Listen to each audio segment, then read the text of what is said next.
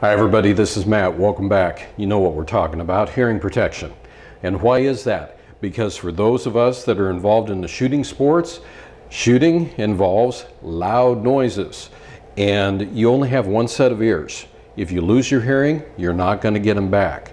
And while a lot of people will say, well, you know, of course we know about that, it didn't always used to be that way. Back when I was a kid, nobody thought about hearing protection. They really didn't. And so a lot of people that grew up in my era were exposed to extremely loud noises, and not just from shooting, but industrial noises inside of factories. Today, safety is paramount in a lot of industries and definitely in the shooting sports. So let's cover quickly what works and what doesn't work. Anytime that a firearm is discharged, whether it's a handgun or a long gun, such as a rifle or a shotgun, it is extremely loud. And for those calibers that actually break the sound barrier, very loud. On an indoor range, it can be excruciatingly loud because just the rectangular shape of an indoor range lends to the sounds basically echoing. You have like a big bass trap and an echo chamber. Now, here is one of the simplest forms of hearing protection out here. This is a set of Peltor Bullseye 9s. I use these things all the time. They're lightweight. You put them on, they seal very well. I mean, they do an exceptional job.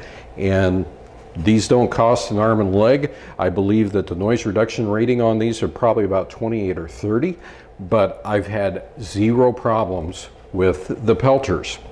Now, another very popular type out here is made by Impact Sports. These are amplified and they have microphones, they have electronic circuitry in them, so when the loud muzzle report goes off, it shuts down and it gives you hearing protection. The only thing is the noise reduction rating on these is effectively about 22. That's what they advertise. But a lot of ranges, especially if you go to training facilities, require you to have these so you can hear the range commands that are given. Now, I want you to notice something about these. You put them on, and what do you see? You see gaps right down here. So you have to physically rotate these to get a good seal and a solid fit. Now, during the course of a shooting session, what can happen is just by the motion of your head, one of these might open up a little bit. So it's something that you need to be aware of. The next type of hearing protection out there, you've all seen the foam earplugs, and hopefully you buy them in these little bulk boxes. Now these have a noise reduction rating that's advertised at 32 dB. So using something like this works just fine. Now on an indoor range, let me tell you a little secret what I do. Not only do I wear these, but I'm doubling up and I'm wearing these as well, because indoor ranges tend to be a lot louder.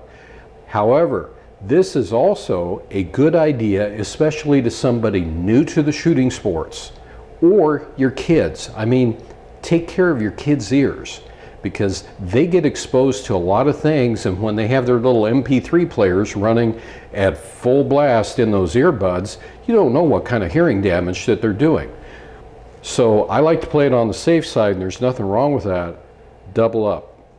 Now, for new shooters that are out there, that loud muzzle blast a lot of times can create a flinch. And in order to minimize the flinch, I recommend that new shooters double up on the hearing protection, and that takes one more thing out of the equation. So these are some of the things that work for me. I'm very happy with just, you know, the simple stuff because that works, but the electronics, that also has its place. So until next time, thanks for watching. Everybody have a good one and be safe out there.